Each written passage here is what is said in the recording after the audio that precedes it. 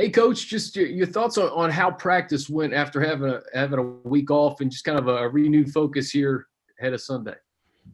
Well, the guys wish they had a week off, but practice was practice, man. Energy was good, and they know where there's energy, there's focus. So I was pleased with the practice. It seems like talking to some of these guys, there is a focus that everything is still in front of them. Is that kind of the assessment from your end too? Well, that's true. I mean, it is what it is. Now it's up to us to do something about it. Thanks, Coach. Sure. Bob. Hey, Anthony, just at right guard, is it still going to be Ryan Groy starting there? You know, right now, Ryan Groy, Trey got some work in this week, but he may not be ready. So I'm fine with Ryan starting there. And then just as far as Bulaga and Justin Jackson, they're both questionable. Sort of, what's your read on them for Sunday? Are they going to be game time? Got a couple more days, and we'll see how they feel. You know, I hate to count anyone out. You know, I did that one time last year with Keenan Allen. He showed up and played the whole game. So just have to wait and see. Thanks. Joe Reedy. Coach, speaking of Keenan, how has he looked this week just with his back and everything? You know, he's gotten better every week, Joe. I mean, every day he's gotten better. So I think Keenan would be fine. As long as he can go out there and be Keenan, that's all I care about. I just don't want him to hurt himself any more than what he did. So he'll be fine. And then just with the defense, Gus talked yesterday, about being more aggressive and adding more to their plate during the season. Is it something now just based on the past couple weeks and maybe scaling back and keeping things maybe a little more simpler so that they can play faster and But so yeah, you can. It's a balance. It's a fine line, Yeah, you can scale back and be really vanilla, but you better be really good when you do that. And if you're missing a lot of key guys, then you might want to put them in positions where we can be a little more aggressive. So there's a balance there. Okay, thanks. Yep. Emmanuel. Coach, how do you feel about the development and production of the Guyton and Tyron Johnson and the guys on the receivers? I couldn't understand what you were saying, my man. Now, can you? Yeah. How do you feel about the development and production of Jalen Guyton and Tyron Johnson and the guys on the receivers? Development of Guyton and T. Billy, Coach. There's a lot of echo in there. Yeah, you're asking about the development of Jalen and T. Billy. It's hard to hear now. Those guys are coming along just fine, man. They're growing like weeds. Two young cats, good size, that can run, and very pleased with what they're doing right now and how we're going to use them in the future.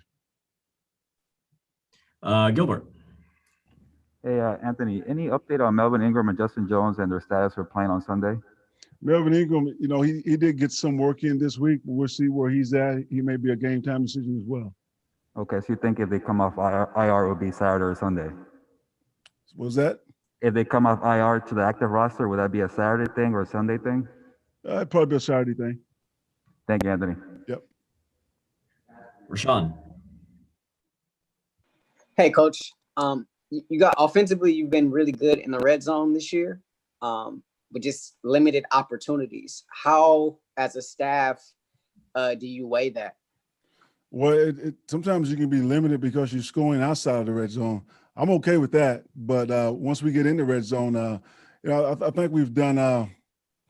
We've been above average. I know that the times that we've been in the red zone, so I haven't been disappointed with the offense in the red zone. But a lot of our scores have come from outside of the red zone this year. And this is a team, both of you guys kind of in the same position in terms of carrying, losing streaks into this one, you and the Jaguars. Mm-hmm. How do you guard against, being the get right team for them? I mean, we just got to go out and just be at our best. We execute 4 quarters. I'm fine with the outcome of this game with our football team. I can't worry about them and what they're doing. We're not the get right team for anyone, but this team just got to go out and be at our best. And that's what I got to coach these guys to do. Thank you. Sure. Joe, back to you. Anthony, is one of the more pleasing developments just during the season so far, the development of those young receivers, because really coming in after Mike and Keenan, there wasn't much experience after those two. Well, these two, we had these guys last year on the practice squad. We brought them back this year to training camp. Didn't get to see them in the off season, so they worked on their craft, because when they got in training camp, they showed some things. But there's no preseason, so you didn't get to see them play. And now, after watching them on our scout team, just decided to bring those guys up because, number one, we needed some depth there. And I like what they've done so far. Now, they haven't arrived yet, but two young men with their size, their speed, and their skill set, they have a chance to be really good players in this league for a long time. And then just with number 12 being inactive the past couple weeks, is that more with injuries and that? Yeah. For the game day lineup, you just can't have a returner on there. You need for that 46 guys who can do more. I mean, Joe Reed is a versatile football player. He plays some running back for us in training camp, wide receiver, kick returner. You can use him multiple ways, but it's hard to bring up a luxury when you've had the injuries that we've had. So just trying to get guys up that can play a position. But Joe, I'm doing everything I can to get him back up because we need his production. If you tried more on special teams and maybe having him play more, coverage unit stuff, or is he just basically a two return? I'm not going to say that he can't do that. It's just we didn't have any opportunities to see him do that.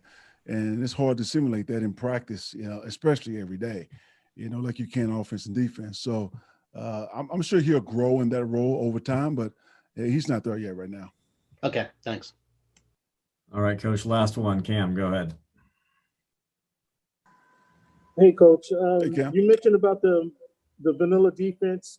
Does playing a vanilla defense, does that help with the players that are injured and being out, and then the missing players that you don't have? No, absolutely. Again, there's a fine line between being too vanilla, because, if you're going to be vanilla, then you better be pretty good personnel-wise. And so I think when you start missing some of your starters like we've had on the defense side of the ball, you're going to have to be a little more creative. You have to be a little more creative with the play calling.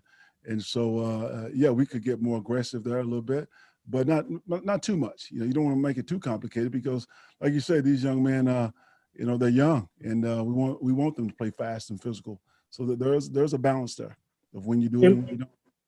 In part of your self-scouting over the past couple of weeks, do you feel being more aggressive regardless of who's in the game, we're going to help your defense? Well, we've looked at certain situations, doing some things differently. Yes. Thanks, Coach. Sure. All right, Coach. Thanks for the time. Guys. Have a good one. All right, guys. We're working on getting Hunter Henry up here next, and then we'll follow him with Chenna.